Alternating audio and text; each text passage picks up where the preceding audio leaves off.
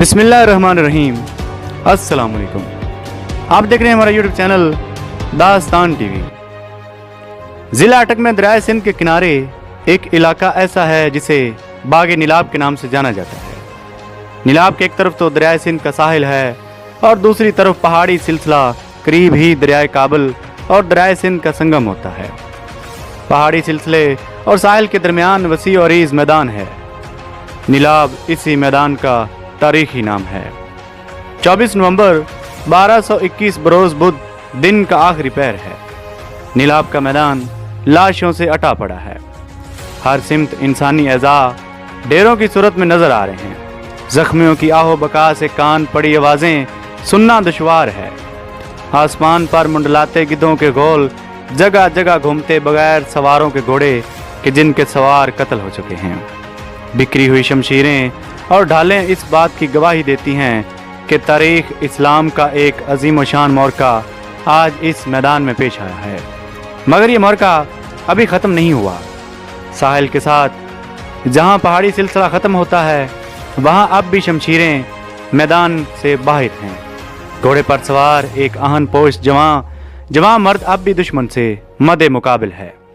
شمشیر زنی کا مقابلہ جاری ہے۔ سوار اگرچہ مکمل طور پر جنگی لباس میں ہے، مگر اس کی وجاہت دلیری اور اس کے گرد موجود حفاظتی دستہ اس بات کی نشاندہی کرتا ہے کہ یہ سوار اپنے لشکر کا سالار ہے۔ دفعتاً قریب موجود خیموں میں سے ایک عورت نکل کر چلاتی ہے، جلال جلال، تجھے اللہ کا واسطہ ہمیں قتل کر دے جلال، ہمیں تتاریوں کے قید سے بچا لے۔ یہ سالار سلطان جلال الدین خوارزم شاہ ہے، صدیوں پرانی سلطنت خوارزم کا سلطان جو کئی سال سے تتاریوں سے نبرد آزما ہے۔ جلال الدین نے کئی دفعہ تتاریوں کے لشکر کو شکست سے زجار کیا، مگر اس دفعہ تتاریوں کا سالار چنگیز خان بذات خود اس کا مد مقابل ہے۔ چنگیز خان سرائے گوبی سے بلغار کرتا اور سلطان جلال الدین کا تعاقب کرتا دریائے سندھ کے کنارے اس وقت سلطان سے برسرے پیکار ہے۔ شاہی خیمہ سے پھر اس عورت کی صدا آتی ہے۔ یہ خاتون سلطان کی والدہ ہیں اور خیمہ میں سلطان کی ازواج اور شاہی خاندان کی دیگر عورتیں اور بچے ہیں۔ انہیں نظر آ رہا ہے کہ سلطان جلال الدین کو شکست ہو چکی ہے اور وہ مٹھی بھر سپاہیوں کو ساتھ تتاریوں سے زیادہ دیر تک نہیں لڑ سکتا۔ شاہی خواتین چنگیز خان کی قید میں جانے سے مر جانا زیادہ بہتر سمجھتی ہیں۔ سلطان شش و پنج میں مبتلا ہے کہ خونی رشتہ داروں کو اپنے ہاتھ سے وہ کس طرح موت سے ہم کنار کرے۔ سلطان کے محافظ سپاہیوں کی تعداد گھٹتی جا رہی ہے اور تتاریوں کا گھیرا تنگ سے تنگ ہوتا جا رہا ہے۔ سامنے ہی ظلم اور ستم کا نشان بنا چنگیز خان موجود ہے۔ وہ اس آخری معرکہ کو اور اس کو آخری دلچسپی سے دیکھ رہا ہے۔ اس کا حکم ہے کہ سلطان کو زندہ گرفتار کیا جائے۔ اسی لیے تتاری سپاہی سلطان کو تھکا کر گرفتار کرنا چاہتے ہیں۔ شاہی خیمہ سے سلطان کی والدہ کی صدا ایک دفعہ پھر سے بلند ہوتی ہے۔ اس دفعہ سلطان جلال الدین فیصلہ کر لیتا ہے کہ وہ شاہی خیموں کی طرف بڑھتا ہے اور پھر تاریخ ایک عجیب منظر دیکھتی ہے۔ سلطان شاہی خواتین کو، جس میں اس کی والدہ اور بیویاں شامل ہیں، یکے بعد دیگرے دریائے سندھ کی موجوں کے سپرد کر دیتا ہے۔ اہل و عیال سے بے پرواہ ہو کر سلطان ایک بار پھر تتاریوں کی افواج سے نبرد ہو جاتا ہے۔ اس کے ساتھیوں کی تعداد کم ہوتی جا رہی ہے۔ تتاری سپاہ کا گھیرا تنگ ہو چکا ہے۔ سلطان کے پیچھے دریائے سندھ کی موجیں اپنی جولانی دکھا رہی ہیں۔ سامنے کی طرف سے تتاریوں کا لشکر سیلاب کی مانند بڑھتا چلا آ رہا ہے۔ سلطان لبے دریا چٹانوں کی بلندی پر چڑھ جاتا ہے۔ چنگیز خان کا منشی عطا الملک الجوینی لکھتا ہے کہ اس مقام پر دریا کی گہرائی بہت زیادہ تھی۔ چٹان پر موجود جلال الدین اپنا تھکا ماندہ گھوڑا تبدیل کرتا ہے، تیر اندازوں سے محفوظ رہنے کے لیے ڈھال کمر پر لٹکا لیتا ہے، نیزہ ترکش اور کمان ساتھ لیتا ہے۔ ایک مسکراتی نگاہ چنگیز خان کی طرف ڈالتا ہے جو سلطان کو زندہ گرفتار کرنے کی فکر میں ہے۔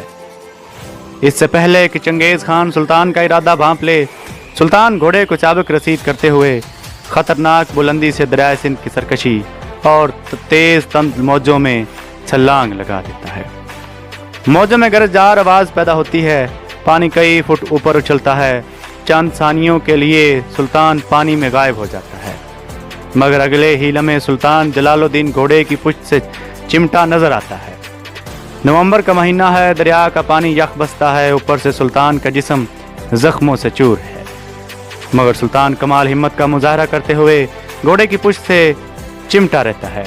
वफादार घोड़ा अपने सवार को लेकर तैरते हुए किनारे की तरफ बढ़ने की कोशिश करता है। पानी की लहरें कभी साहिल के करीब कर देती हैं तो कभी दूर।